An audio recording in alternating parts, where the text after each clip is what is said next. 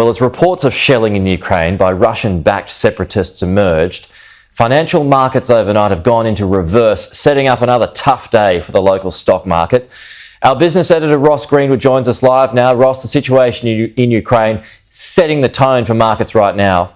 Well, it really is, and you could see this even in the last couple of days, Pete, when there were suggestions that the Russians were pulling back from that border. Effectively, the market started to rally, started to improve. Oil prices came off a little bit. But what you can now see is with suggestions that really, A, there's that shelling from the separatists, B, that there's not that pullback that maybe was initially thought. Markets have gone into reverse. So last night, as we speak, the Dow Jones index of US shares down around 1.6%. You've got the NASDAQ, the tech-laden index, down around 2.5%. Here today, the share price index on futures markets is pointing to a 1% fall on the opening. And on top of that also, you know that our tech stocks will be affected. So again, overnight, the gold price has rallied significantly. And so the world really is, I guess, moving and waiting to see what happens next on that border between Ukraine and Russia. And the markets right now don't know. And because of that, they're really moving on every piece of information that's coming out from that border. Yeah, well, the West is promising strong action, largely sanctions against Russia if it does invade. But in the UK overnight,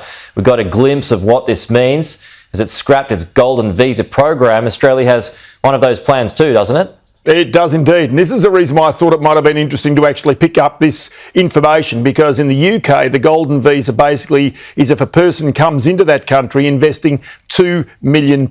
So in terms of the super rich these days, you know, it's not a lot of money in the whole scheme of things, but that also sets them up to be within 3 years being able to apply for a permanent visa there. Australia has a slightly different situation, but we certainly do have one. So in Australia, say, for example, our golden visa, and there's different categories of them depending on what you're doing. You can be invited in by government, state or federal, and that gives you a slightly different visa as well and gives you the chance of a permanent visa.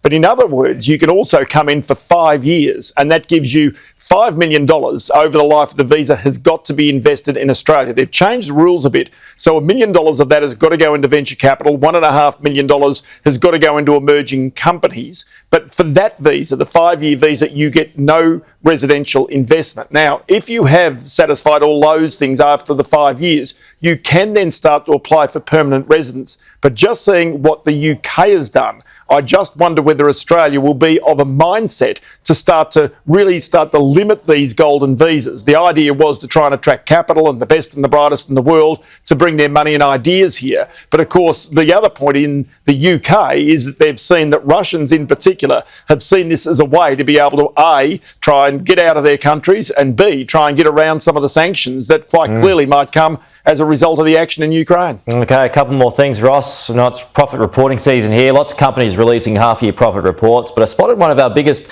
Wesfarmers.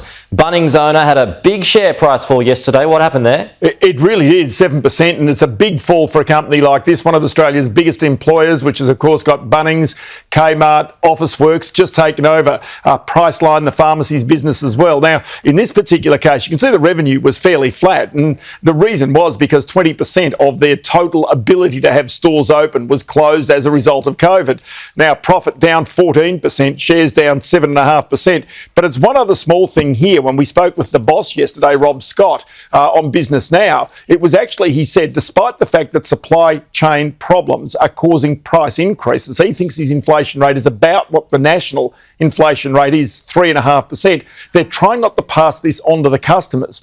And my suspicion is that the markets have actually taken this, that maybe the profits at Bunnings and other places will be squeezed until these supply line situations improve. And that's the reason why maybe you got a severe market reaction, because this was probably not expected by the markets. But as I say, Wesfarmers is still one of Australia's biggest companies, and over a long period of time has been known as one of its most disciplined investors as well.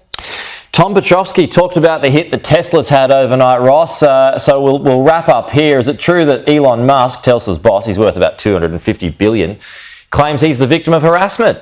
He does, and this is quite incredible. So this goes back to the tweets he made when he said he might have been taking his company private. He got sanctioned effectively by the Department of Justice and by the Securities Exchange Commission. But he's now saying that the authorities are harassing him and the company, which I find really quite interesting. So the statement from his attorney says the SEC seems to be targeting Mr Musk and Tesla for unrelenting investigation, largely because Mr Musk remains an outspoken critic of the government. Well, it's kind of interesting because there's also money that he's paid in that hasn't been given back to investors at this stage. So there's a decent old Barney on, and I've got to say, all of them are very well resourced, Pete.